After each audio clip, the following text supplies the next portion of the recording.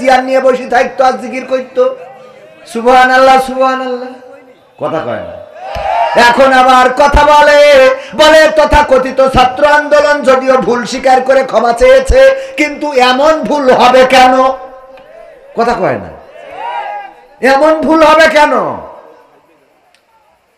মানে এটা হলো এরকম যে ওই আপনার একজন হোটেলে গেছে, তো হোটেলে যাওয়ার পরে ভিআইপি হোটেলগুলো, হোটেল আবাসিক হোটেল, ওইখানে তো টয়লেট গ্রামের মতো থাকে না, গ্রামে তো মানুষের এমনি বাগানে ঝাড়া অভ্যাস। তো এখন তারপরেও যায় একটু টয়লেটে যায় বদনা নিয়েতে কাম সাইতে হয়, কিন্তু যেইতে হোটেলে যেই দেখে সে পায়খানা ঘর খুঁজে পাচ্ছে না। পরে কি করবে, ওতে তো কমোডে বসা অভ্যাস নেই, বুঝতেও পারিনি। একবার তো শুনলাম, আমি কাতারে যেয়ে শুনলাম, আমাদের একজন ভাই বলছে যে আরে আমার দাদা এবার ওমরায় যাওয়ার পরে, আমার দূর সম্পর্কের দাদা ওমরায় যাওয়ার পরে মক্কায় মোটামুটি ওই ডাউন প্যান্ট ছিল, সমস্যা ছিল না, মদিনায় এসে টয়লেটে ঢুকছে আর বেরোচ্ছে, ঢুকছে আর বেরোচ্ছে। আমি বলছি দাদা কি হয়েছে? কয় সে টয়লেট খুঁজে পাচ্ছি না। তো আমি বললাম যেটাই ঢুকছেন ওইটাই তো, কয় এইখানে সে কাম ছাড়বো সেটা কই। তো ওই যে ঢাকনা খুলি দেখাই দেওয়া হইলো, এই তো আছে এনে মানে কেমনে কি করবো। তো আমাদের একজন ভাই বলছে আপনার দাদা হয়, তো আপনি চলে আসেন, আমি শিখাই দিচ্ছি। পরে শিখাই দিয়েছে, আবার খানিক পর বেরোয় গেছে। বলছে দাদা কি হইলো, কাম সারেননি? তো বলছে কাম যে সারবো তা সোস পক্ষী করে সেইটাই তো বুঝতে পারলাম না, বোঝেননি? মানে ওখানে কাম সারা যাবে কিন্তু পানি খরচ করবো কি করে, এই নিয়ে টেনশন। তো যাই হোক, একজন বলছে যে এইটা আমি যখন কাতারে যেয়ে বললাম, বলছে আপনার দাদার তো এই ঘটেছে। আমার একজন আসিল, সে তো আর এক ঘটনা ঘটাইছে। ও করিস কি, চিড়ে ভিজাবে তো জায়গা খুঁজে না পেয়ে ওখানে যে পানি জমি রে ওর মধ্যে চিড়ে ভিজে এসে বলছে চিনিতে গুলাইতে আসি, সহ্য না করে পারা যায়। তো যাই হোক, এখন ওই হোটেলে লাইন না পেয়ে পায়খানা করিছে মোজার মধ্যে করে, মোজাটা ঘিরে দিয়ে ওই যে ফ্যান এক্সস্ট ফ্যান আছে ওই ফাঁক দিয়ে চেলি দিতে গেছে, ওখানে না বেঁধে ওই যে সিলিং ফ্যানে বেঁধে গেছে, বাদলি ওইটাই ঘুরে পুরো সারা ওয়াল ওই পায়খানার সেই গু লেগে গেছে। তো হোটেল কর্তৃপক্ষ এসে যখন ধরিয়েছে বলছে ভাই আমার ভুল হয়েছে, মাফ করে দেন। বলছে তোর মাফ করে দেবো, কোনো অসুবিধা নেই, কিন্তু আমার দুঃখ হইলো তুই এই সারা দালে হাগলি কি করে সেইটা কর। তো বিষয় হলো যে তোদের এরম ভুল হবে কেন, যে তথাকথিত ছাত্র আন্দোলন এই শব্দটা হবে কেন? কথা কয় না। এই ছাত্র আন্দোলন না হইলে খালেদা জিয়া মুক্তি পাইতো না, এই ছাত্র আন্দোলন না হইলে তারেক জিয়া কথা বলতে পারতো না, এই ছাত্র আন্দোলন না হইলে কোন অন্য দল রাজপথে দাঁড়ানোর কোন সক্ষমতা দেখাতে পারতো না, এই ছাত্র আন্দোলন না হইলে উচ্চ পদস্থ নেতা কর্মীরা আজকে স্বাধীনভাবে নির্বাচন দাও নির্বাচন দাও এই কথা বলার দুঃসাহস করতো না। সুতরাং ছাত্র আন্দোলনকে তথাকথিত বলা যাবে না, বরং এটা গণবিপ্লব। রক্ত দিয়েছে ছাত্ররা, হাজারেরও অধিক শহীদ হয়েছে, 20,000-এর অধিক আহত হয়েছে, হাত হারিয়েছে, পা হারিয়েছে, চোখ হারিয়েছে, কান হারিয়েছে। এই আন্দোলনকে যারা তথাকথিত বলে ওরা দাদাদের সুরে কথা বলে, দাদাদের প্রেসক্রিপশন নিয়ে চলে। সুতরাং দাদাদের সুরে যারা কথা বলবে তারা যেই দলের হোক না কেন বাংলার জমিনে তাদের রাজনীতি চলবে না। দাদাদের সুরে কথা বলবা, এই দেশে রাজনীতি চলবে। এতদিন দাদারা বাদ দিত, এখন আমরা বাদ দেওয়া শুরু করেছি, ঠিক না বে ঠিক? তার কাটার বেড়া আমরা লাগাবো। এই দেশ চলবে এই দেশের জনগণের ইচ্ছার উপরে নির্ভর করে। জনগণ যদি চায় ডক্টর ইউনূসকে ক্ষমতায় রাখবে, জনগণ যদি চায় বিএনপিকে ক্ষমতায় আনবে, জনগণ যদি চায় জামাতকে ক্ষমতায় আনবে, জনগণ যেটা সিদ্ধান্ত নেবে সেই জনগণের দেওয়া রায়েই এই দেশের সরকার প্রতিষ্ঠিত হবে, বলেন ঠিক কিনা? ডক্টর ইউনূস এই দেশের জন্য গর্বের কিনা? গর্বের কিনা? আমার তো মনে হয় এমন একটা দিন আসতে যাচ্ছে, আগে আমরা সরকার পতনের আন্দোলন করতাম, আর এখন যে আন্দোলন হবে সেটা বর্তমান সরকার রক্ষার আন্দোলন হবে। কারণ এই সরকার আসার পরে যদি আজকে ডক্টর ইউনূস না থাকতেন তাহলে দাদারা এবং র মিলে এই বাংলাদেশকে এতক্ষণ বুবুকে নিয়ে গিয়েছেন, বুবুকে যথা জায়গায় বসিয়ে দিয়ে যেতেন। ঠিক না ঠিক? ডক্টর ইউনূস ছোট মাঠের খেলোয়াড় নন, তিনি বড় মাঠের খেলোয়াড়। এই জন্যে কিছু করা যাচ্ছে না। নির্বাচন হতেই হবে, নির্বাচন হবে, নির্বাচন আসবে, টেনশন করার কিছু নাই। বক্তব্য হলো ধৈর্য ধারণ করতে হবে। যদি আওয়ামী সরকার এই ছাত্র আন্দোলন না হইতো, তাইলে এখন আওয়ামী সরকার ক্ষমতায় থাকতো 2028 সাল পর্যন্ত। ঠিক না ঠিক? তো 2028 সাল তো না, 26 সালে নির্বাচন দেবে। এতটুকু ধৈর্য সহজ হচ্ছে না, এত কান্তে আসে, কথা কয় না। হ্যাঁ, বিয়ে তো দেবো, ধানটা উঠুক, ধানটা উঠুক, তাই না? ধানটা গুছাই তো দেবা না, ধান গুছানো না, আব্বা এখনই দিতে হবে। আল্লাহ হেদায়েত নসিব করে, বলেন আমিন। ক্ষমতায় কেউ স্থায়ী হয় না, হোক না সে হাসিনা কিবারে না, সে আরটা চিরকাল থাকে না। ক্ষমতায় কেউ স্থায়ী হয় না, মুজিবুর বেশি দিন থাকেনি, জিয়াউর কেউ তো রাখেনি। মুজিবুর বেশি দিন থাকেনি, জিয়াউর কেউ তো রাখেনি। এরশাদ চলে গেছে পৃথিবী ছেড়ে, এরশাদ চলে গেছে পৃথিবী ছেড়ে, কেউ আজ তার কথা কয় না। বলে ক্ষমতায় কেউ স্থায়ী হয় না, হাসিনা ক্ষমতা ধরে রাখতে আয়না ঘর বানিয়েছিল, জনগণের রোশন হলে সোনাই নদীর পারে গেল। হাসিনা ক্ষমতা ধরে রাখতে আয়না ঘর বানিয়েছিল, জনগণের রোশন হলে দাদার দেশে পালিয়ে গেল। ডিবি হারুনের পাশে আর, ডিবি হারুনের পাশে আর পরিমণিদের দেখা যায় না। ঠিক না বেঠে? এখন কি আর তাদের দেখা যায় না? যায় না। কিন্তু এখন আবার নতুন প্রেতাত্মা তৈরি হয়েছে। ডক্টর ইউনূসের কাছে নারীবাদীরা গিয়েছে, যে বলেছে যৌনকর্মী যারা, তাদেরকে শ্রমিকের অধিকার দিতে হবে। বলেন নাউজুবিল্লাহ। ওরা আবার বলেছে ধর্মীয় অনুশাসন মেনে চলার কারণে, ধর্মের নিয়ম নীতির কারণে আমরা আশঙ্কা করি যে নারীদের অধিকার নষ্ট হবে, নারীদের অধিকার ক্ষুণ্ণ হবে। অথচ ইসলাম এসেছে নারীদের অধিকার দেওয়ার জন্য। বলেন ঠিক কিনা? ডক্টর ইউনূসের কাছে যেই নারীবাদীরা গিয়েছে, পতিতাদের শ্রমিক হিসেবে স্বীকৃতি চেয়েছে, ওরা নারীদের পক্ষের লোক না বিপক্ষের লোক? কোন মা কি চায় তার সন্তান পতিতাবৃত্তি করুক? কোন ভাই কি চায় তার বোন পতিতাবৃত্তি করুক?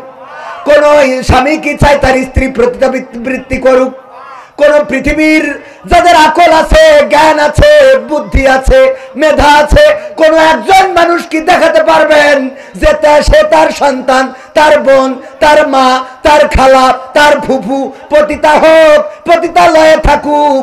এটা কেউ কি চায়? এটা যারা চায় ওরা মানুষ না অমানুষ? মানুষ না কুত্তা? কুত্তা না শুয়োর? এর থেকে খারাপ, এর থেকেও কি? একটা কবুতরেরও জোড়া থাকে, একটা শিয়ালেরও জোড়া থাকে, একটা কুকুরও চায় না সে যাকে ব্যবহার করবে অন্যরা ব্যবহার করুক। কথা কয় না? চায়। যেই নারীরা চাচ্ছে নারীরা যাবে পণ্য হিসাবে, ইসলাম দিল সম্মান, নারীরা কেমন করে থাকবে, নারীরা কি কাপড় পরবে, নারীদের কি খাওয়াতে হবে, নারীদের সাথে কেমন আচরণ করতে হবে। আল্লাহর নবী সাল্লাল্লাহু আলাইহি সাল্লাম এই দুনিয়ায় যখন এলেন, নারীদের কোনো সম্মান ছিল না, ইজ্জত ছিল না। কন্যা সন্তান জন্মগ্রহণ করলে পা ধরে আছাড় দিয়ে মেরে ফেলা হতো। কন্যা সন্তান জন্মগ্রহণ করলে গলা টিপে ধরতো। কন্যা সন্তান জন্মগ্রহণ করলে জীবন্ত কবর দিত। সেই সময় বিশ্ব নবী সাল্লাল্লাহু আলাইহি সাল্লাম আসলেন আর নারীদের সম্মান দিলেন, এতটাই সম্মান দিলেন। আল্লাহর নবী বললেন, ওগো পুরুষেরা শুনে নাও, তোমাদের মায়ের পায়ের নিচে তোমাদের জান্নাত জান্নাত। মায়ের পায়ের নিচে কি? শুধু এটাই শেষ করেন নাই, বিশ্ব নবী সাল্লাল্লাহু আলাইহি সাল্লাম বললেন, ওগো পৃথিবীবাসী শুনে নাও, যদি কারো দুইটা কন্যা সন্তান আল্লাহ দান করেন, আর সেই দুইটা কন্যা সন্তান যদি নেকভাবে গড়ে তোলে, নেকভাবে গড়ে তুলে সৎ পাত্রস্থ করে, ভালো জায়গায় উত্তম জায়গায় বিবাহের ব্যবস্থা করে, ওই দুই কন্যা সন্তানের পিতা আর আমি নবী সাল্লাল্লাহু আলাইহি সাল্লাম আঙুল দুইটা একসাথে করে দেখিয়েছেন, এইভাবে একত্রে জান্নাতে বসবাস করব। সুবহানাল্লাহ বলা যাবে না? ইসলাম এতটাই সম্মান দিলেন নারীদেরকে। দাহিয়াতুল কালবির ঘটনা আপনারা জানেন। দাহিয়াতুল কালবি রাদিয়াল্লাহু তাআলা আনহু এসে কান্না করছেন। আল্লাহ রাসূল সাল্লাল্লাহু আলাইহি সাল্লাম বললেন, দাহিয়াতুল কালবি কাঁদো কেন? বলল, গো বিশ্ব নবী, কেন কান্না করব না? আমার জীবনের গুনাহগুলো কি মাফ হয়ে গেছে নাকি? আল্লাহর নবী বললেন, যখন তুমি কালেমা পড়েছো তখন তোমার জীবনের সমস্ত গুনাহ খাতা সমূহ মাফ করে দিয়েছেন কে? মাফ করে দিয়েছেন কে? সবাই বলেন কে? আল্লাহ রাব্বুল আলামিন জীবনের গুনাহগুলো মাফ করে দিয়েছেন। দাহিয়াতুল কালবি বললেন, ওগো বিশ্ব নবী, আমার ভয় হয় আমার জীবনে এমন একটা গুনাহ আছে যেটা হয়তো আল্লাহ ক্ষমা করেন নাই। বিশ্ব নবী বললেন, কি এমন গুনাহ করেছো জীবনে? দাহিয়াতুল কালবি বললেন, ওগো বিশ্ব নবী, আমার স্ত্রী যখন গর্ভবতী, আমি তখন বাইরে গিয়েছিলাম ব্যবসার জন্য, কাজের জন্য, কর্মের জন্য, রুজির জন্য। আমি বাইরে গেলাম। আমি বাইরে যাওয়ার পরে যখন আমার স্ত্রী আমার বাইরে খবর পাঠালো, আমার সন্তান প্রসব করেছে, কিন্তু সে মৃত, সে জীবিত না। আমি 3 বছর 4 বছর 5 বছর পরে যখন বাড়িতে আসলাম, আসার পরে দেখলাম একটা ফুটফুটে কন্যা সন্তান ঘুরে বেড়ায়। আমি বললাম, এই সন্তানটা কার? আমার স্ত্রী বলল, ওগো দাহিয়াতুল কালবি, এটা তোমার সন্তান। কি করে আমার সন্তান হয়? আমার সন্তান তো গর্ভে থাকাকালীন তুমি বলেছিলে মৃত সন্তান প্রসব করেছ। স্ত্রী বলল, ওগো স্বামী, আমি জানি তুমি কন্যা সন্তান হলে আমাকে মেরে ফেলার নির্দেশ দিবা। এত সুন্দর একটা বাচ্চারে কেমনে মারবো? দেখো কত সুন্দরী, আমি নাম রেখেছি জামিলা, সুন্দরী। এই সুন্দরীরে তুমি এখন মারতে পারবা না। আমার ধারণা হলো ক্যামেরা লাগানো যাবে না। আমার অজনীতি হলে আমার অজের আগে শুরুতে আসতে হবে।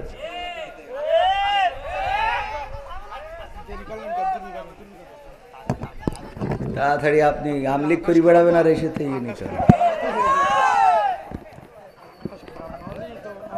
পাগল। ওয়াজের মধ্যে এমনি লাইনে উঠে গেলে আবার বেলাইন হয়ে যায় না, এগুলো করতে।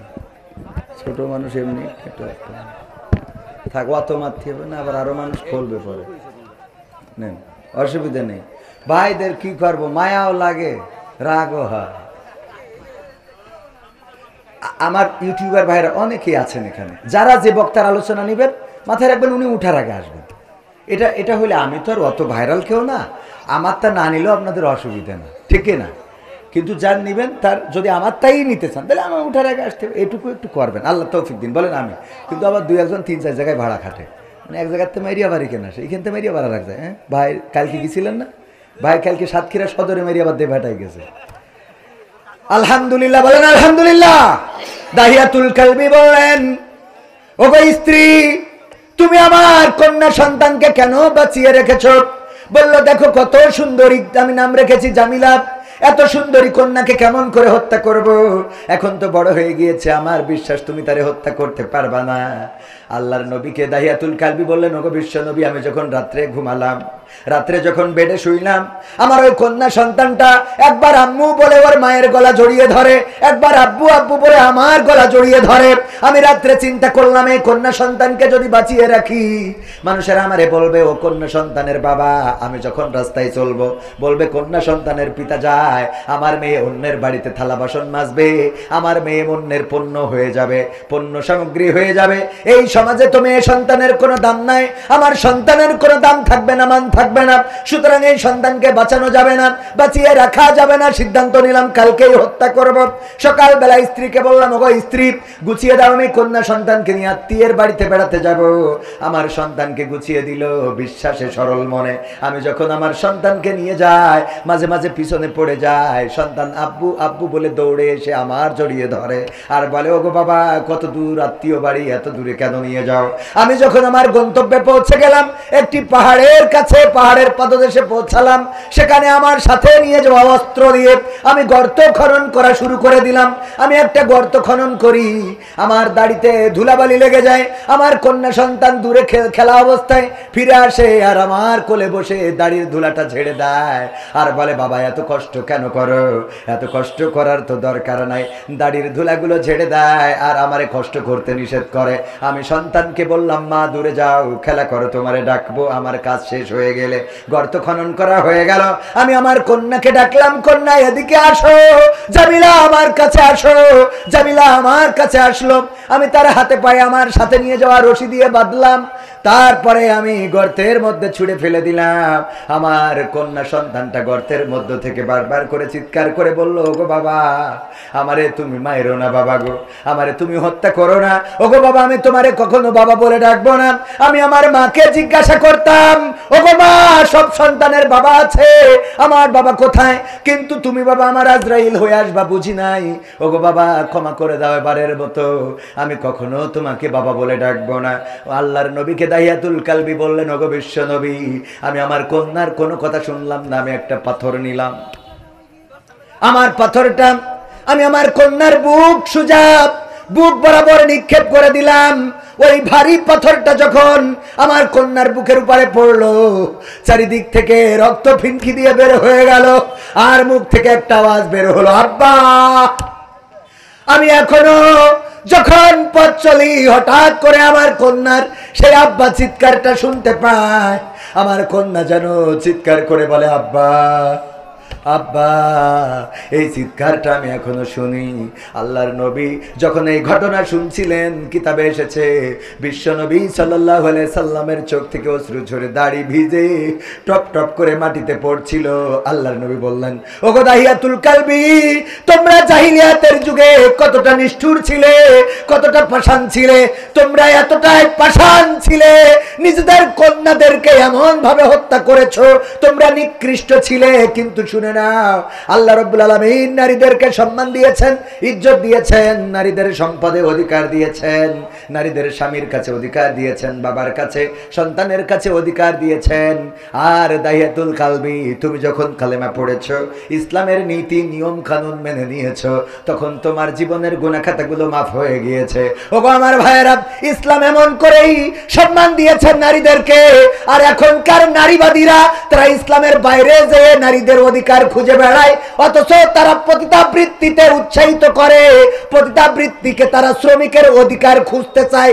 পতিতাবৃত্তি কোনো মানুষ পছন্দ করতে পারে না। যারা পছন্দ করে ওরা মানুষ না, ওরা কুত্তা, ওরা শূকর, ওরা শিয়াল, ওরা ভেড়া, ওরা ঘোড়া, বরং তার চেয়ে বালহুম আদাল, তার চেয়ে নিকৃষ্ট। ঠিক না বেঠে? এর চেয়ে নিকৃষ্ট না হইলে পতিতাবৃত্তি, আমি এটা তো একটা কমন সেন্স লাগে। নিজের মা যদি এই কাজ করে, মানবে কেউ? আহা, ডক্টর ইউনূসের কাছে যারা গেছে, এইগুলোরে ডক্টর ইউনূস সাহেব আবার নিয়ে ছবি তুলে ফেসবুকে দিতেছে। এতে ছবি তুলে না, বরং সবগুলোকে আত্মটানায় দেওয়ার দরকার ছিল। বলেন ঠিক কিনা? তামাশা। আমরা নারীদের সম্মান দিলাম যে তারা সম্মান নিয়ে থাকবে, স্বামীর ঘরে থাকবে, ইজ্জতের সাথে বসবাস করবে, সম্পদে অধিকার, সন্তানে অধিকার। আর পতিতাবৃত্তি করলে কি হবে? মানে থাকিরা যাবেন, এটা ভালো ছেলে, মানে খারাপরা যাবে, মদখোর, গাঁজাখোর, ফেন্সিখোর, ডাইলখোর, মুখ দিয়ে সুসর গন্ধ বেরোয়, ওরা যে ইতে টাকা দিয়ে, হ্যাঁ হ্যাঁ, এটা চাই কি? এরা যারা চায়, এরা মানুষ। আমার তো মানুষ, আমি তো এদের পশু বলতেও ঘৃণা হচ্ছে। বরং এর বাইরে কিছু আছে কিনা? আছে এলিয়েন, হাইওয়ান।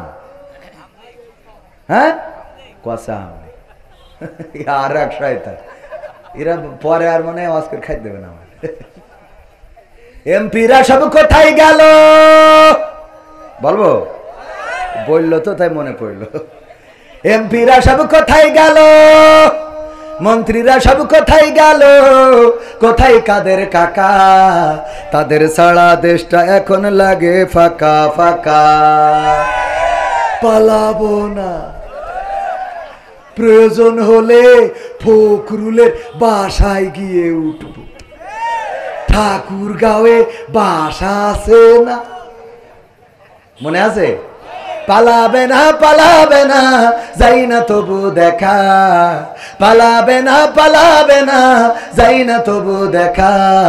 তাদের সারা দেশটা এখন লাগে ফাঁকা ফাঁকা, ওদের সারা দেশটা এখন লাগে ফাঁকা ফাঁকা। আইন মন্ত্রী আটকে গেল আইনেরই ফাঁকে, দাড়ি সারা দরবেশের ভণ্ড ভণ্ড লাগে। ঠিক না ঠিক? আইন মন্ত্রী আটকে গেল আইনেরই ফাঁকে, দাড়ি ছাড়া দরবেশের ভণ্ড ভণ্ড লাগে। শুনছি কত নেতা নেত্রী খাইতেছে ভাই ডান্ডা, বিচারপতি কালামানিকের ফাটিয়েছে আন্ডা। পলকের ঝলক গেল, পলকের ঝলক গেল থামিয়ে নেটের চাকা। তাদের সারা দেশটা এখন লাগে ফাঁকা ফাঁকা, ওদের সারা দেশটা এখন লাগে ফাঁকা ফাঁকা। কই গেল সেই সংসদেতে মমতাজের গান? সংসদে মমতাজের গান এখন আছে? মনির খানের অঞ্জনা চলে যাওয়ার পরে ও যে কটা ক্যাসেট করেছে, একটা ক্যাসেটও বাদ দিয়েছে অঞ্জনার নাম ধরে গান গাতে। সব কটা গেয়েছে না? আসিফ তার প্রিয়াকে হারিয়ে ও প্রিয়া ও প্রিয়া তুমি কোথায় গেয়েছে না গায় নাই? আবেদা জবেদা সবেদা যে যারে হারাইছে তার নাম ধরে গান গাইছে। মমতাজ আপারে এত সম্মান দিল, সে তার প্রিয় মানুষ হারাইতে রিক্সাওয়ালার কাছে যে বললো, ওরে ও রিক্সাওয়ালা তুই ধীরে ধীরে চালা, তোর সাথে বলবো আমার মনে কত জ্বালা। রিক্সাওয়ালার কাছে বলবে ওর প্রেমিক চলি গেছে। অথচ যেই নেত্রী ওরে এমপি বানাইলো, ওরে সংসদে উঠাইলো, সংসদে গান গাওয়ার ব্যবস্থা করলো, এই নেত্রী চলে যাওয়ার পরে একটা কথাও বলে নাই। ঠিক না বেঠে? ফাইটটা যায়, বুকটা ফাইটটা যায়। গাইলো, স্বামী চলি গেছে তাই মনে হয়, কিন্তু নেত্রী যাওয়াতে একটা গানও গায় নাই। আমি শিখাই দিছিলাম, আপা আপনি গান। আমার সোনার ময়না পাখি কোন বা দোষে দাদার কাছে গো,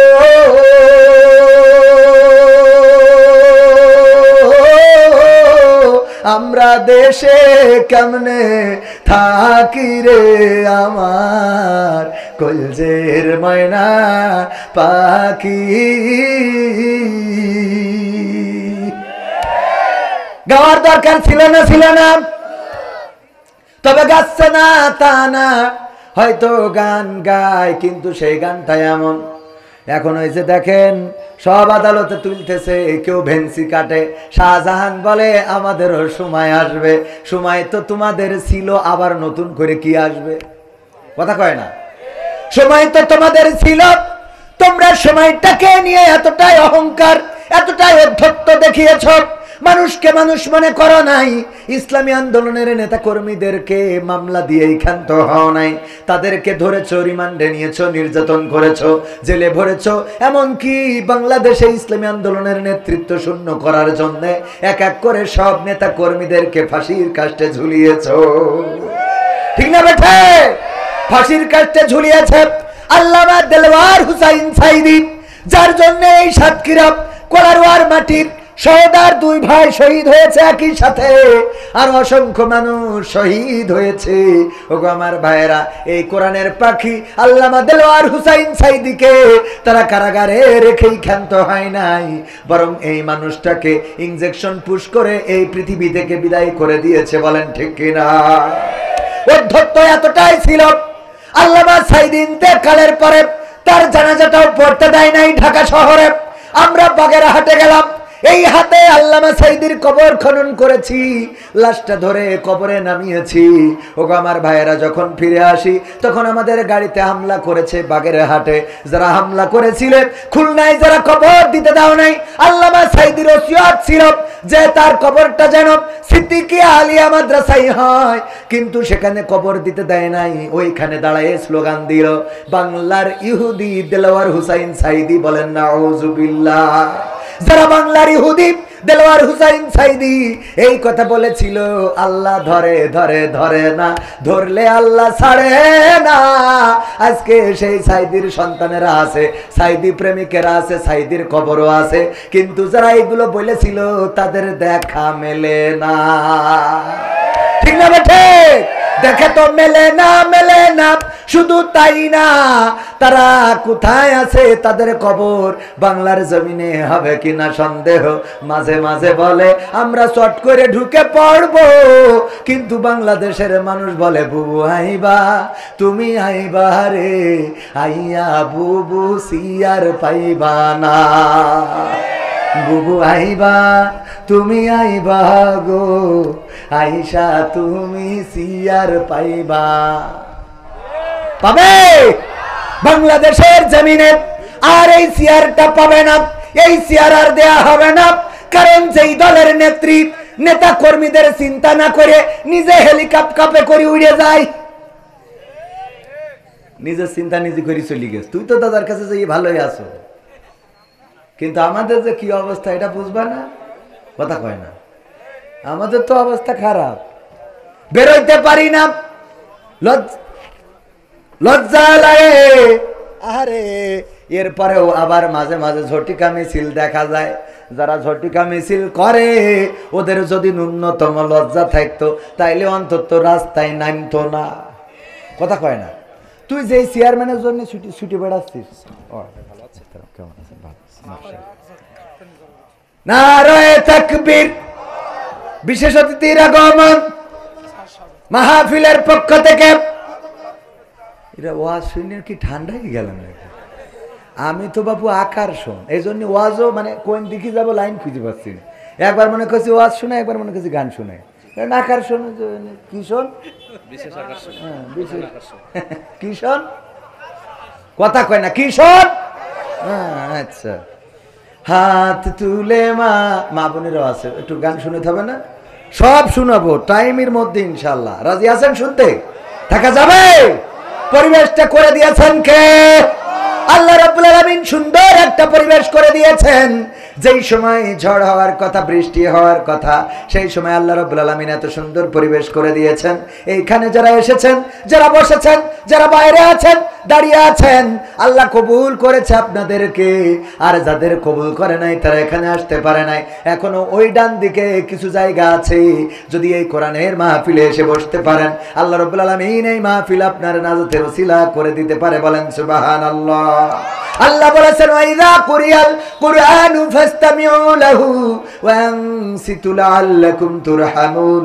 যখন তোমাদের সামনে কোরআন পড়া হয়, যখন তোমাদের সামনে কোরআন তেলাওয়াত করা হয়, যখন তোমাদের সামনে কোরআন থেকে বলা হবে, তখন তোমরা চুপ থাকবে এবং হৃদয়ের কান দিয়ে শুনবে, যাতে করে তোমাদের উপরে আল্লাহর রহমত বর্ষণ হতে পারে। ওগো আমার ভাইয়েরা, আল্লাহর রহমত যদি পেতে চান তাহলে হৃদয়ের কান দিয়ে শুনতে হবে, একটু চুপ থাকতে হবে। আমি তো বক্তা নই, আমি আপনাদের মাঝে এসেছি আকর্ষণ হিসাবে, কিছু আকর্ষিত করে যাব। প্রধান মেহমান রয়েছেন আমার শ্রদ্ধাভাজন ভাইজান আব্দুল সালাম যুক্তিবাদী, অত্যন্ত দারুণ আলোচনা করেন, তিনি কিছুক্ষণের মধ্যে আসবেন। ওগো আমার ভাইয়েরা, দাঁড়ানো ভাইয়েরা যদি ওই ডান পাশে এসে বসে যান তাইলে পরিবেশটাও সুন্দর দেখা যাবে। আর আপনারা এখানে বসে যদি শোনেন, এটা আপনাদের আমাদের নাজাতের ওসিলা হয়ে যেতে পারে। বলেন সুবহানাল্লাহ। যেই কথা বলছিলাম, মমতাজ আপা একটা গানও শুনাইল না, কারণ পেয়েছে যতদিন গেয়েছে ততদিন খেয়েছে, যতদিন গেয়েছে ততদিন নিয়েছে, যতদিন গেয়েছে ততদিন, যেদিন বুঝেছে আর পাওয়া হবে না সেই দিন বলে দিয়েছে ও গো বুবু আর গাওয়া হবে না রে। ঠিক না বেঠে? যতদিন পেয়েছে, খেয়েছে, নিয়েছে, ততদিন গেয়েছে। আর যখন বুঝেছে আর খাওয়া নেওয়া হবে না, তখন বলে দিয়েছে গাওয়া হবে না। তবে একদম গায় না তা না, মাঝে মাঝে গোপনে, না অসুবিধা নেই, মাঝে মাঝে গোপনে যেয়ে গায় ও আমার দরদি আগে জানলে তোর ভাঙা নৌকায় চড়তাম না, ভাঙা নৌকায় চড়তাম না, আর এই বিপদে পড়তাম না। ওরে বর্ডারেতে খাইলাম ধরা, বিসিটাও তো পাইলাম না। আগে জানলে তোর ভাঙা নৌকায় চড়তাম না। ঠিক না বেটা? আমার ভাইয়েরা মাথায় রাখবেন, ইসলামী আন্দোলন, কোরআনের পথ, আল্লাহর পথ, রাসূলের পথ এটাই এমন যে পৃথিবীর পরে যদি বেঁচে থাকেন পাবেন সম্মান, আর যদি মারাও যান তাও সম্মানের জীবন নিয়ে মারা যাবেন। আমাদের যারা নেতৃবৃন্দ ছিল তারা এমন ছিল, ফাঁসির রশি দেখে কখনো কাঁপে নাই, ফাঁসির রশি তাদেরকে টলাতে পারে নাই, বরং তারা ফাঁসির আগে জিজ্ঞাসা করেছে সন্তানের কাছে, ওগো আমার কলিজার টুকরা সন্তান, বলো দেখি ফাঁসির কাষ্ঠে কেমন করে ঝুলবো, ফাঁসির কাষ্ঠে কি লুঙ্গি পরে যাব নাকি পায়জামা পরে যাব, আমার কবর দিতে যাবে পাবনাই কে, সাথী আয় অনেক দূরের পথ, রাস্তাটাও তত বেশি ভালো না, সুতরাং তোমাদের মাকে সাথে নিবা না, অসুস্থ হয়ে যেতে পারে, তোমরা যেও আমার কবরটা দিয়ে এসো। এমন কথা মৃত্যুর আগের দিন তারাই বলতে পারে যারা নিজেদের একেবারে আল্লাহর কাছে সমর্পণ করে দিয়েছে, যারা বলেছে ইন্না সলাতি ওয়া নুসুকি ওয়া মাহইয়ায়া ওয়া মামাতি লিল্লাহি রাব্বিল আলামিন, নিশ্চয় আমার সালাত, আমার কুরবানি, আমার জীবন, আমার মরণ সবকিছু বিশ্ব প্রতিপালক আল্লাহর জন্য। এই কথা যারা বলে দিতে পারে তাদের আর কোনো ভয় থাকে না, তাদের আর কোনো টেনশন থাকে না, দুশ্চিন্তা থাকে না, তাদের আর কোনো অন্য কোনো ভয় ভীতি কাজ করে না। তারা চিন্তা করে মরলেও ভালো, বাঁচলেও ভালো, দুনিয়ায়ও ভালো, আখেরাতেও ভালো, উপরেও ভালো, নিচেও ভালো, আমাদের খারাপ জায়গা বলে কোনো জায়গা নাই। কথা কয় না, ঠিক না বেঠে? আমার ভাইজান উনি গরু পালন করে, গরু একটা ছেড়ে দিয়ে এসেছে মাঠে খাওয়ার জন্যে, গরু যেন ঘাস খেয়ে বেঁচে থাকতে পারে বা ভালো করে নিজের পেটটা তওনা করে নিতে পারে, নিজের পেটটা ভরাতে পারে। গরু যেখানে খাচ্ছে হঠাৎ করে পাশে থাকা একটা জঙ্গল থেকে বাঘ বের হয়ে গরুরে দৌড়ানি দিয়েছে, ধরার জন্য পিছু নিয়েছে গরুরে যখন বাঘ ধরবে গরু এটা দেখে চুপচাপ বসে থাকে না, গরু বলে আয় দেখবো খেলা হবে, বলে খেলা হবে, বলে কথা না, বলে না, বরং গরু দেয় দৌড়, গরু দিয়েছে দৌড়, বাঘও দৌড়ায়, গরু দৌড়ায়, বাঘও দৌড়ায়। গরু বুঝতে পেরেছে বাঘের সাথে দৌড়ায় এত পারা যাবে না, কারণ বাঘের দৌড়ের গতি কম না বেশি, গরুর দৌড়ের গতি কম। এই জন্য গরু চিন্তা করলো পাশে থাকা একটা নরম কাদাওয়ালা ক্ষেত আছে, বুদ্ধি করে ওই ক্ষেতের মধ্যে দিয়েছে লাফ, 4 হাত পা একসাথে ডেবে গেছে বাঘ ধরার জন্য। বাঘও যখন লাফ দিয়েছে, গরুর থেকে বাঘের দৌড়ের গতি বেশি থাকার কারণে গরুরে রেখে 3 হাত সামনে যেয়ে পড়েছে। কয় হাত সামনে? বাঘেরও 4 হাত পা ডেবে গেছে কাদার মধ্যে। এমন কাদা অনেক জায়গায় আছে সুরাবালির মতো, যতই বের হইতে চান ততই আটকে যায়, এমন আছে না নাই? গরু কোনো চিন্তা ছাড়াই বসে বসে পান চাবায়, আর বাঘ চিন্তা করে কি করে বের হব, কি করে বের হব, টানাটানি কোনোভাবেই বের হইতে পারে না কাদায়। আর গরুর দিকে তাকায় আর দেখে ওর টেনশনই নাই, খালি বসে বসে জাবর কাটাছে। গরু, বাঘ বলতেছে গরু তুই তো আসলে গরু। তবে ভাই কি হয় ভাই, গরু তো মানে ও তো অশিক্ষিত, স্কুলে যায়নি, বা ভাই কি হয় ভাই তোর ওইরকম হাসি কেন? আরে গরু কি হয়েছে মানে কাজটা কি করলি? কয় কি করলাম, এখনো কয় কি করলাম। আরে গরু আমি যদি তোরে ধরতাম, আমি খাইতাম, আমি বাঁচতাম, তুই মারা যাতিস, অন্তত একজন তো বেঁচে থাকতাম। আবার তুই যদি দৌড়ায় পালাই যাতি পারতিস তাইলে তুইও বেঁচে যাতিস, আমিও বেঁচে যেতাম। কিন্তু এমন একটা আকাম করেছো কাদার মধ্যে লাফ দিয়ে, এখন এই 4 হাত পা কোনোভাবে বের করতে পারি না, ছাড়াইতে পারি না, এখন তুমিও মরবা আমিও মরব। কয়টা অসুবিধা কি ভাই? এই জন্যই তোরে লোক বলদ বলে। এই গরু অসুবিধার কথা বাদ দে, আমার কথা হলো যেই সময় আমরা আর বেরোইতে পারবো না, আমি টেনশন করতেছি কি করে বের হওয়া যায়, আর সেই সময় তুই জাবর কাটাচ্ছিস কোন আন্দাজে? এইটা কো তোর জাবর কাটাইনো আসে কেমনে? গরু বলতেছে ও গো বাঘ ভাই, তোমারে আমি একটু ওয়াজ শোনাবো, কান খুলে শোনো। কি ওয়াজ? ইন্না সলাতি ওয়া নুসুকি ওয়া মাহইয়ায়া ওয়া মামাতি লিল্লাহি রাব্বিল আলামিন। আল্লাহু আকবার। গরু বলছে ওগো ভাই তুমি বনে থাকো, তোমার কোনো মালিক নাই, তোমার কোনো অভিভাবক নাই, তোমার কোনো গার্জিয়ান নাই, তোমার কোনো গার্ডিয়ান নাই, কিন্তু আমি গ্রামে থাকি, শহরে থাকি, আমার একজন অভিভাবক আছে, এই যে হুজুর মাওলানা সাহেব, উনি আমার অভিভাবক। উনি ওয়াজের স্টেজে বসে আছে, যখন মাহফিল শেষ হয়ে যাবে বাড়িতে এসে গোয়াল ঘরে লাইট মারবে, মারার পরে যখন দেখবে আমি নাই, তখন আমার খোঁজার জন্য মাঠে চলে আসবে।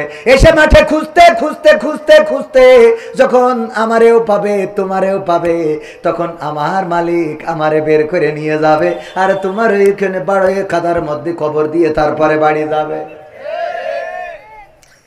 বলে এরম করবে কেন? কই সেইটাই তো শুনালাম, ইন্না সলাতি ওয়া নুসুকি ওয়া মাহিয়ায়া ওয়া মামাতি লিল্লাহি রাব্বিল আলামিন।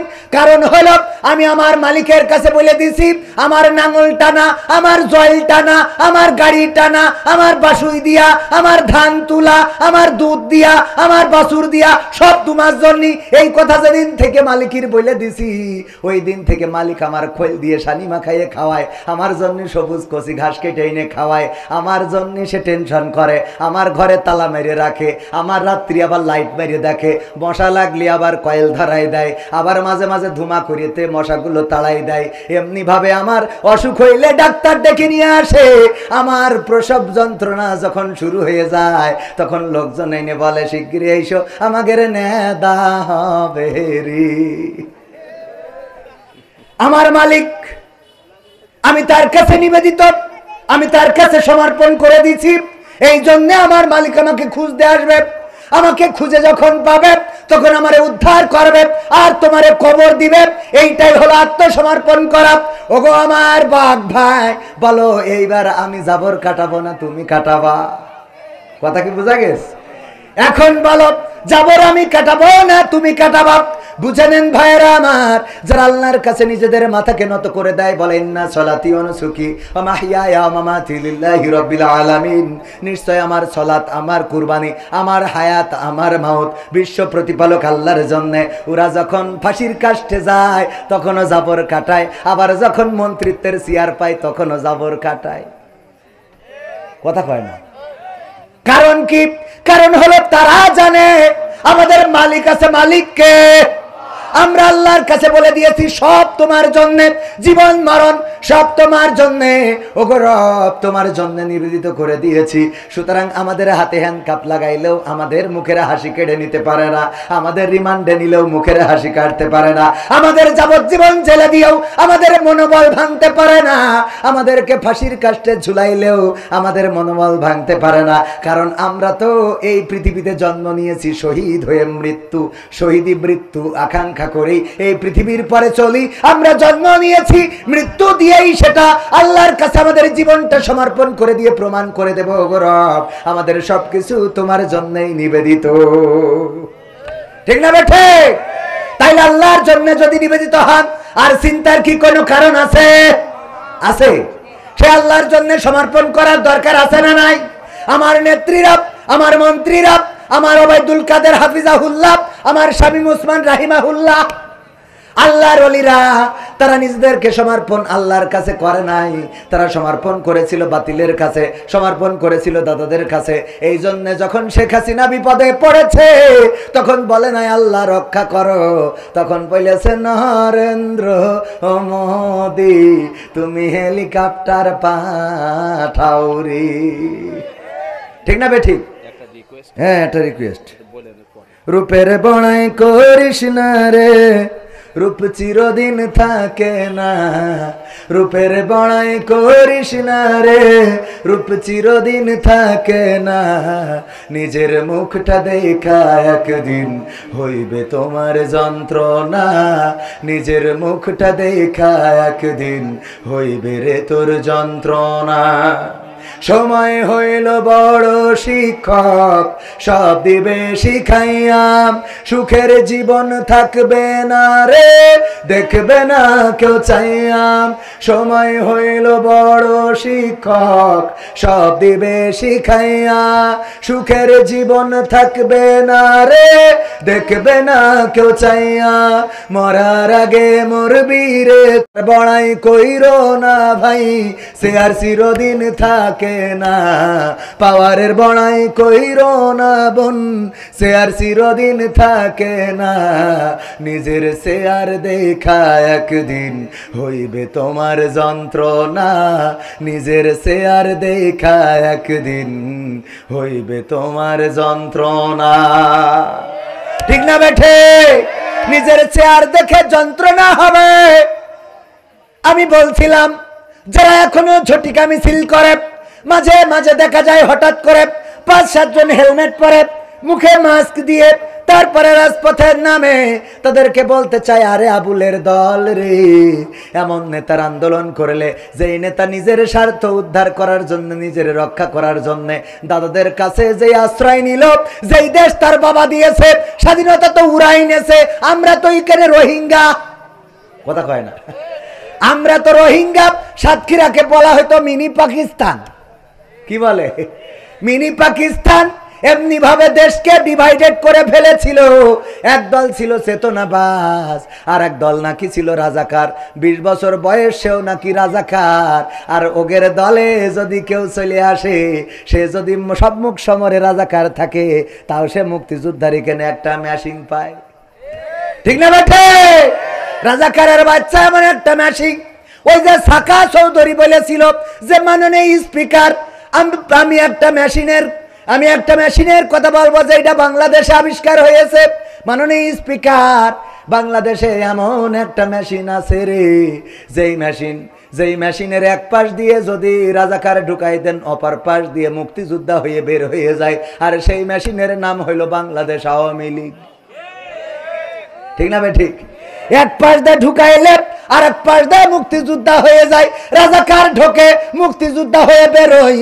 আর এই দল থেকে যদি কেউ বেরিয়ে যায়, ওরা আমাদের স্বাধীনতার ঘোষক রাষ্ট্রপতি, সাবেক সফল রাষ্ট্রপতি জিয়াউর রহমানকে পর্যন্ত তার স্বাধীনতার ঘোষক হিসাবে স্বীকৃত দেয় নাই, বরং তার দেওয়া রাষ্ট্রীয় অনেক পদক পর্যন্ত কেড়ে নিয়েছিল। বলেন ঠিক কিনা? নিয়েছে না? নাই? কত মুক্তিযোদ্ধার সন্তানদের ভুয়া মুক্তিযোদ্ধা সার্টিফিকেটে চাকরি পেয়েছে, অথচ তারেক জিয়া আর ওই যে জিয়াউর রহমানের স্ত্রী বেগম জিয়া দুইজনকে এত নির্যাতন করেছে, একটা তো দেশ ছাড়া করেছে, আর একটা দেশে রেখেছে, কিন্তু এমন অবস্থায় যে বাড়ির সামনে বালুর টিরাক, কথা কয় না, ওই বালুর টিরাক যারা সরাইতে পারে নাই 16 বছরে, ওরা আবার এখন এসে বড় বড় কথা কয়, ওরা হলো দাদাদের দালাল, কথা কয় না। 16 বছর সরাতে পারে নাই, এখন আবার বড় বড় কথা।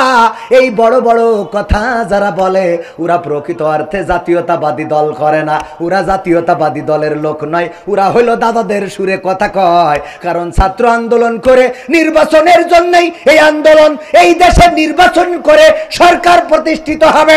বাংলাদেশের মানুষ জাতীয়তাবাদী দলকে যদি সাপোর্ট করে, অবশ্যই তারা সরকার গঠন করবে। কিন্তু এত অধৈর্য হয়ে যাচ্ছাও, কারণটা কি? কারণ হলো দাদারা শিখাই দিয়েছে। যদি দেশের প্রধানমন্ত্রী বানাইতে হয়, এখন বিএনপির তারেক জিয়ার দরকার আছে না নাই? তো তারেক জিয়ার দেশে আনা লাগবে না? তো দেশেই নেনি, তারপরে নির্বাচন দেবো, কথা কয় না। আগে নির্বাচন এত কথা হবে।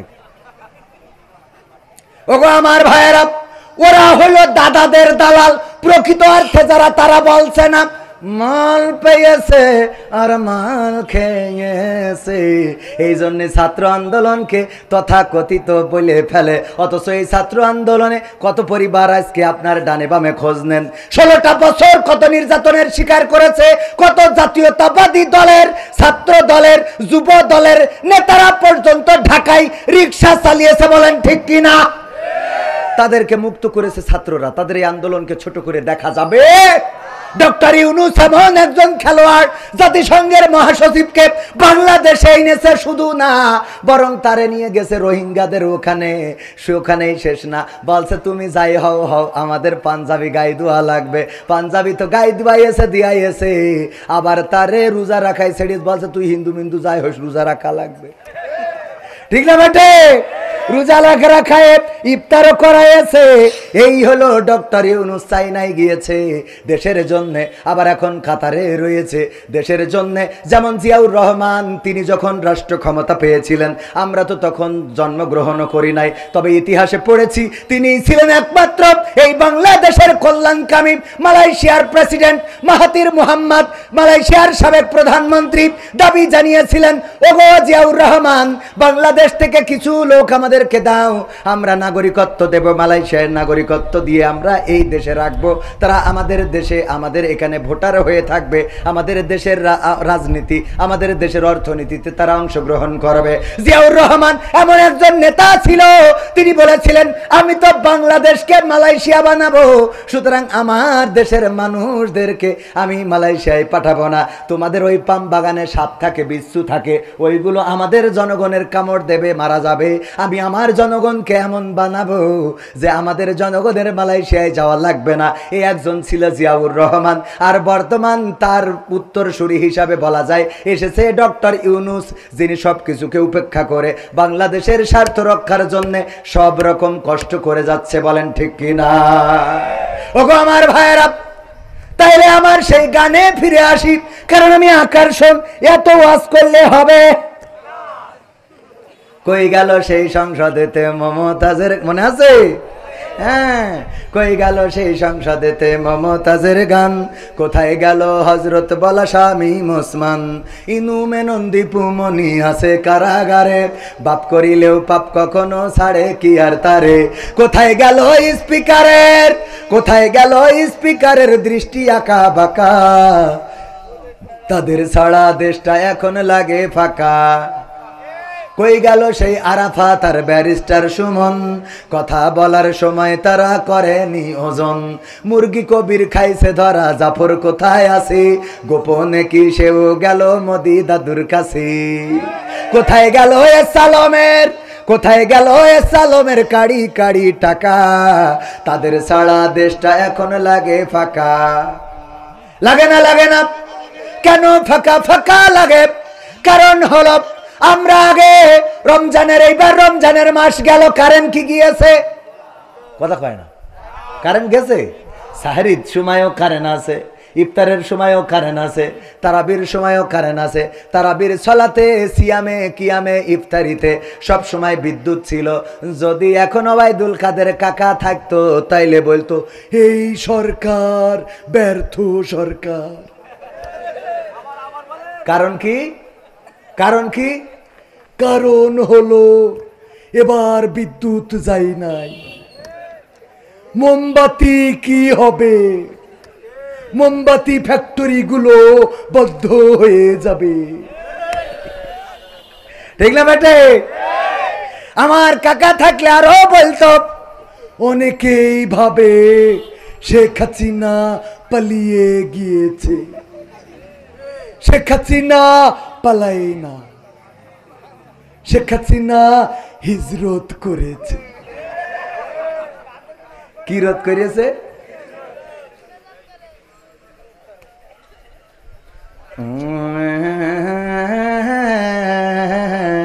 সময় তো খালি জাতি আছে। হ্যাঁ, না না, ওরে বাবা, ওরা গরমে বাঁচতে না, শেষ করে দিতে বলছে, শেষ করে দিতে বলছেন না আপনারা? না, গেটের দরজাটাই নিয়ে দেবেন, ওই টেনে দেওয়া ভালো, কারণ আমার একটা কাজ আছে, ওই সময় গেটের দরজা লাগাতেই হয়।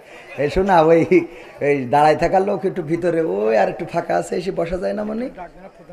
ডাক তো দিচ্ছি, তা আসছে না, তো আমি এখন পায়ে ধরবো ওকে। আমার সোনার ময়না পাখি ওই কর্নারে জায়গা আছে গো, এসে বসো। ওরে আমি গান গাছি, এর মধ্যে কাটি করছেন। আকাশের অবস্থা ভালো না, কালেকশনটা করে নিতে হবে। তাহলে এদিক থেকে একরকম, এদিক থেকে একরকম, খালি মন ধরে পড়েন। ওকে, ঠিক আছে, ওকে, অসুবিধা নেই। ভাইয়ের আমার, ওয়াজ কি সয়রে রাজি কারা কারা দেখতে চাই? লিল্লাহি তাকবীর, নারায়ে তাকবীর, আল কোরআনের আলো, আল হাদিসের আলো, আমার নেতা তোমার নেতা, নারায়ে তাকবীর। স্লোগান উঠেছে, এই বাংলাদেশের মানুষ সিদ্ধান্ত নিতে শিখেছে। বাংলাদেশের মানুষ 16টা বছর পরেও জেগে উঠেছিল, ছাত্র আন্দোলন করেছিল, রক্ত ঝরিয়েছিল, স্বৈরাচার মুক্ত, ফ্যাসিবাদ মুক্ত করেছিল। এখন নতুন করে সিদ্ধান্ত হয়েছে, আমরা তো সব দল দেখা শেষ, আগামীর দিন হবে দাড়ি টুপির বাংলাদেশ। ঠিক না বেঠে? বলে সব দল দেখা শেষ, দাড়ি টুপির বাংলাদেশ। ওগো আমার ভাইয়েরা, আমরা ইংরেজদের শাসন দেখেছি, তারা এই বাংলাদেশে আমাদেরকে শোষণ করেছে, আমাদেরকে দিয়ে জুম চাষ করিয়েছে, আমাদেরকে দিয়ে নীল চাষ করিয়েছে, আমাদের উপরে নির্যাতনের স্ট্রিম রোলার চালিয়েছে, জমিদারি প্রথা চালু করেছে, হিন্দুত্ববাদ দিয়ে দেশটারে ভরে ফেলেছিল, শান্তি দিতে পারে নাই। তারপরে আবার ভাগ হয়ে গেল, হিন্দুস্তান আর পাকিস্তান, পাকিস্তানিরা নিল। 23টা বছর আমাদের শাসন করলো, এই দেশে ধর্ষণ করলো, এই দেশে নির্যাতন করলো, আমাদের পণ্যগুলো পাকিস্তানে নিয়ে যেয়ে সিল মেরে দিয়ে আমাদের কাছে আবার বেশি দাম দিয়ে বিক্রি করত, আমাদেরকে শোষণ করত, নির্যাতন করত। 23 বছরেও তারা শান্তি দিতে পারে নাই। এরপরে আমরা 71-এ আন্দোলন করলাম, স্বাধীনতা অর্জন করলাম। স্বাধীনতার পরে আমরা একের পর এক সরকার পাল্টালাম, বঙ্গবন্ধু, জিয়াউর রহমান, এরশাদ, খালেদা জিয়া, শেখ হাসিনা, বর্তমান ডক্টর ইউনূস, সব তো দেখা শেষ। কেউ বলল সোনার বাংলা গড়বে, কেউ বলল সবুজ বাংলা গড়বে, কেউ বলল রূপালী বাংলা গড়বে, কেউ বলল সোনালী বাংলা গড়বে, কেউ বলল নতুন বাংলা গড়বে, কেউ বলল গ্রিন বাংলা গড়বে, কেউ বলল ডিজিটাল বাংলা গড়বে। আর আমার ওবায়দুল কাদের কাকা বলল স্মার্ট বাংলাদেশ হবে। ঠিক না বেটে? কিন্তু আমরা দেখলাম সেই স্মার্ট বাংলাদেশ গড়তে যে স্টেজ ভেঙে ফেলেছে। আমরা সোনার বাংলায় শান্তি পাই নাই, সবুজ বাংলায় পাই নাই, আমরা গ্রিন বাংলায় পাই নাই, নীল বাংলায় পাই নাই, নতুন বাংলায় পাই নাই, পুরাতন বাংলায় পাই নাই, আমরা ডিজিটাল বাংলায় পাই নাই, স্মার্ট বাংলায় পাই নাই। আমরা একটু এই বাংলার জমিনে কোরআনের বাংলা দেখতে চাই। ঠিক না বেঠে? আমরা এবার একটু কোরআনের বাংলা দেখতে চাই। আমরা সোনার বাংলা দেখেছি, সোনালী বাংলা দেখেছি, রূপালী বাংলা দেখেছি, নতুন বাংলা দেখেছি, পলিথিন মুক্ত বাংলা দেখেছি, ডিজিটাল বাংলা দেখেছি, স্মার্ট বাংলা দেখেছি। কোন বাংলায় সুখ আসে নাই। সুতরাং আমাদের দাবি হলো আগামীর বাংলা হবে সব কিছুর দিন শেষ, আল কোরআনের বাংলাদেশ।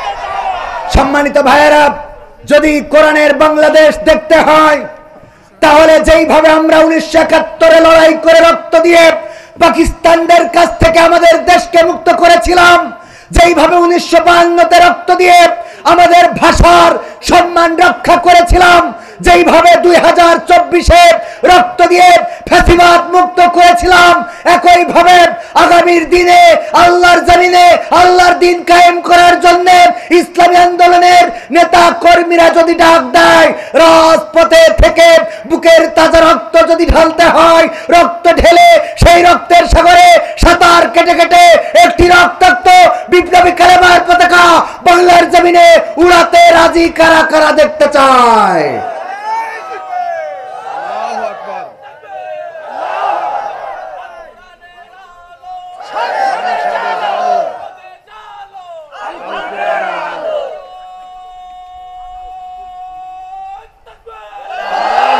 সত্যি কি দেখতে চান?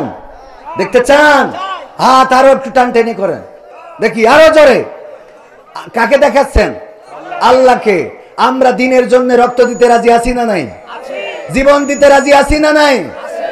টাকা লাগলে দিতে রাজি নাই, বলেন ঠিক কিনা? হ্যাঁ, টাকা লাগলেও দেবেন?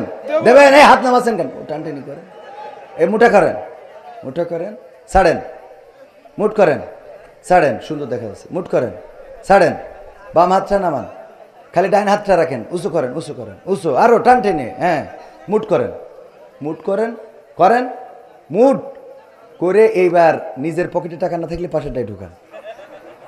শিগগিরই যান ভিতরে, রাস্তায়, বাইরে যা আছে আগে নগদটা নেন, তারপর বাকির হিসেবে পরে হবে। আর আগে এটা তুলে নি, ও কারণ ও ফাঁকি দিবে না, অনেকে উঠে দেখতে।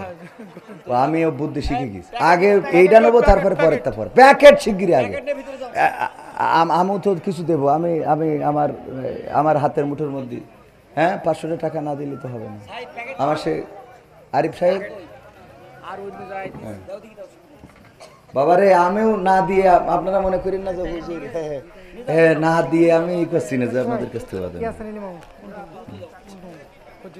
হুজুর আগে নিজে দিয়ে নেবে। ইমাম সাহেব হুজুর হজে যাচ্ছেন, এদিক তাকান ভাই। হ্যাঁ ইমাম সাহেব হুজুর হজে যাচ্ছেন, এই যে মসজিদে সভা। মাশাআল্লাহ মাশাআল্লাহ। ওই আমরা এই যে টাকা তো বইতে হজে যাবে না না, ও ওগুলো বিনা বেতনে। ও তাই কোন ওগুলোর গাড়ির টাকা। আমি কাছে 1000 টাকা।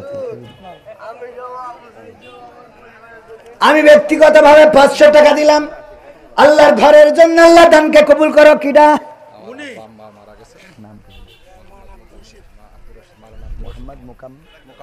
মুকাম্মেল হোসেন, আমার মোহাম্মদ মুকাম্মেল হোসেন ভাইজান। আব্বা আম্মা নাই পৃথিবীর পরে 3000 টাকা দিলেন পিতামাতার জন্য। আল্লাহ দানকে কবুল করে নেন। পিতামাতার কবর জান্নাতের বাগান বানিয়ে দেন। মসজিদের মুয়াজ্জিন 500 টাকা। আবু সাইদ ক্যাশিয়ার 4000 দেন, কেন 5000 দেবেন না? এই ঈদগাহ সব দেশে ছিল। আচ্ছা তাহলে অসুবিধা 4000 টাকা আল্লাহ দানকে কবুল করো। বাজারে দোকানদাররা এতগুলো টাকা দেস, ওকে মোটে দিন চলে না। বারে ঠিক টাকা দানকে কবুল করো। নারায়ে তাকবীর।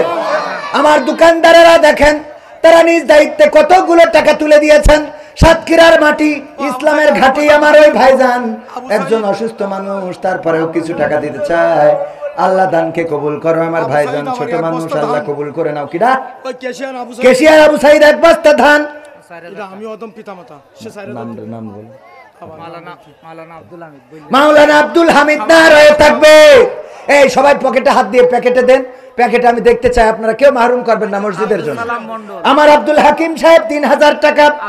আব্দুল সালাম মন্ডল পিতামাতার জন্য দোয়া চেয়ে কিছু টাকা করলো দান। মাস্টার ইয়াসিন আলী 1000 টাকা। বঙ্গবন্ধুর একটা নোট দান করি, আল্লাহ কবুল করে নে। খায়াত দাও, মনের স্বপ্ন পুরা করো। আর একজন 300 টাকা, আল্লাহ কবুল করো। আব্দুল সামাদ 500 টাকা, আল্লাহ কবুল করো। মাস্টার ইয়াসিন আলী। নারায়ে তাকবীর। এই ওয়াটসন কেন আমি এখনো শেষ করিনি শোনা। আর প্রধান বক্তা তো আছে, বগুড়াতেই এসে বিশাল কুপাকুপি বক্তা। আর আমি তো এখনো শেষ করে দিচ্ছি, তাই মনে করি বসেন। তারপরে পানি না যদি না আসে তাহলে তো বক্তারা বাইরে যাবে। তহিদুল ভাই 500। আর মাস্টার কিডা জানো? ইয়াসিন আলী 3000 টাকা। আল্লাহ দানকে কবুল করো। নে খায়াত দাও। কিডা? একটা বাচ্চা ছেলে 500 টাকা। আল্লাহ দানকে কবুল করো। শফি ডেকোরেটর আল্লাহ 500 টাকা দিল, কবুল করে নাও। নে খায়াত দাও, মনের স্বপ্ন পুরা করে দাও। পঞ্চমদের কবুল করে নাও। ইউনুস হোটেল 1000। আল্লাহ তার রিজিক বাড়াই দাও। রওশন ভাই 1 বস্তা সিমেন্ট। নারায়ে তাকবীর। আল্লাহ যে করলো দান বাড়িয়ে দাও, সম্মান নে খায়াত দিয়ে দাও, মনের স্বপ্ন পুরা করে দাও। আপনজনদের কবুল করে নাও। তারপরে আর কিডা? আমিরুল 1 বস্তা সিমেন্ট। ওগো আমার ভাইয়ের, আল্লাহর ঘরের জন্য যে যা আমি রক্ত চাই নাই, আপনারা রক্ত দিতে চেয়েছেন। ওই রক্ত তো আপনাদের কাছে এখন চাইলাম না, ওটা যখন লাগে তখন দেবেন। এখন একটু টাকা দেন, ধান দেন, সিমেন্ট দেন, ইট দেন, বালু দেন। মসজিদের জন্য যে যা পারেন দেন। আল্লাহর ঘরের জন্য যে যা দিবেন হাতে তাই যাবে সাথে। আমার মা বোনদের মধ্যে কি গেছে? হ্যাঁ, আলম ড্রাইভার 1000 টাকার একটা নোট করলো দান। আল্লাহ বাড়িয়ে দাও, সম্মান নেখায় দিয়ে দাও, মনের স্বপ্ন পুরা করে দাও। আল্লাহ মুসিবত মুক্ত রাখো। আমার মুকাম্মেল ভাই, ওনার পিতাও নাই মাতাও নাই। আল্লাহ পিতা মাতা কবরে কেমন আছে জানি না, তুমি দয়া করে আমাদের মুকাম্মেল ভাইয়ের পিতা মাতার কবর জান্নাতের বাগান বানায় দাও। মাওলানা রিয়াজুল ইমাম সাহেব বিনা বেতনে ইমামতি করেন। এবার হজে যাচ্ছেন। আল্লাহ রাব্বুল আলামিন সুস্থতার সাথে হজের সকল কর্ম সম্পাদনের তৌফিক দান করে দিও। 1000 টাকা দিল, দানকে কবুল করে দাও। আকবর আলী 400 টাকা দিল, আল্লাহ দানকে কবুল করে নাও। আনজুয়ারা। নারায়ে তাকবীর। আনজুয়ারা নামের একজন বোন 2 বস্তা সিমেন্ট করলো দান। বাড়ি দাও, সম্মান। হ্যাঁ, বজলু ভাই দেখেন একজন সাধারণ মানুষ 500 টাকার একটা নোট করলো দান। আল্লাহ বকুল মেম্বার, গফুর মেম্বার 1000 টাকা। নারায়ে তাকবীর। গফুর মেম্বার। আল্লাহ গফুর মেম্বারের ভোট বাড়াই দাও। আল্লাহ 1000 টাকা দিল, তুমি তার দানকে কবুল করে নাও। নেখায়া দিয়ে দাও, মনের স্বপ্ন পুরা করে দাও। আল্লাহ আবার দাঁড়াইলে তুমি পাস করাই দিও, বলেন আমিন। তাড়াতাড়ি ধান দেবেন কেউ? সিমেন্ট একজন 300 টাকা। আল্লাহ দানকে কবুল করো। সিমেন্ট দেবেন আল্লাহর ঘরের জন্য। এই কিরা প্যাকেট দিয়েছে, আল্লাহ কবুল করো তাড়াতাড়ি করে। মুজাক্কেরুল, মুফাক্কেরুল, 1 বস্তা ধান, আল্লাহ দানকে কবুল। 1 বস্তা মানে কি 1 মণ দেবে না, এমনি ছোটটা বস্তা দেবে? 60 কেজি। ওরে বাবা, তো 1.5 মণ। বড় ভাই আছে, ছোট ভাই মুবাক্কার। ও বড় যেরাম হয়তো, বাবা যেরাম সন্তান সেইরাম, ভাই যেরাম ভাই সেরাম, আল্লাহ কবুল করো। একজন 100 টাকা, আল্লাহ 1 মণ ধান দেবে। কিরা? হামিদা, হামিদা বিদেশ থাকে। হামিদা, হামিদা, আমাদের হামিদা নামের একজন বোন বিদেশে থাকে, 500 টাকা করলো দান। আল্লাহ বাড়িয়ে দাও সম্মান, রেমিটেন্স যোদ্ধা, আল্লাহ তুমি তার কষ্ট পরিশ্রমকে কবুল করে নাও। আমার ভাইরা আর কিরা আছেন তাড়াতাড়ি? সাবিনা মেম্বার 2 বস্তা ধান। নারায়ে তাকবীর। একটু তাকবীর বলা যাবে না? ওর প্রধান বক্তা আসতেছে, প্রধান বক্তা নিয়ে আসেন না কেন? আমার মেম্বার সাহেব, কি মেম্বার জানো? সাবিনা মেম্বার 2 বস্তা সিমেন্ট। আলী হোসেন 500 টাকা লেখেন, আল্লাহ দানকে কবুল করো, নেখায়াত দাও। আর সব হবে না, আগে টাকা তারপরে হবে। আরো কি ডাব তাড়াতাড়ি করে হাবিব ভাই, কয় টাকা? 1000 টাকা। ভাই সিমেন্ট কয়েক ব্যাগ উঠেছে, অন্তত কোরআনের সম্মানে 30টা ব্যাগ সিমেন্ট হওয়ার দরকার আছে না আল্লাহর ঘরের জন্য? একদিন 80 বস্তা তুলে ছাদ দিয়ে, তা আমি না তুললে হয়তো তুলবো না, মানে একমুখী, মানে মাথায় হাত বুলাবেন আর পাশায় বাস দেবেন। বলছে 80 বস্তা তুলে, তো তুলে তাহলে আমি না তুলি, আবার বলছে তোলে। তা বগর বগর খালি করে তোলেন, মানে ইমাম তুলে তামও তুলবো, তো অসুবিধা। হ্যাঁ ওইটা কন, আপনি খালি এসব নাম কন। ওই কিরা কত তুলেছো কইেন না, দেবে সব দিয়া চলি বসিবে, দেবে না কেন? ভারতের কাছে বাড়ি কি চলি প্রপাশে চলে যাবে। নারায়ে তাকবীর। কিরা রসনের স্বাদ মহিলা, ও রওশন। আমার রওশন নামের একজন বোন কি করিস চলি গে না, কি করি কি করি রওশন কি করি? 2000 টাকা। ও তাই কন। হ্যাঁ নারায়ে তাকবীর, না বললি ভোজন তাহলে ঝামেলা না, তাড়াতাড়ি সময়। মুসলিম শেখ 1000 টাকা, আল্লাহ কবুল করো। আর 1 বস্তা ধান, আল্লাহ ধানকে কবুল করো। 1 বস্তা ধান আর 1 বস্তা টাকা। হাবিব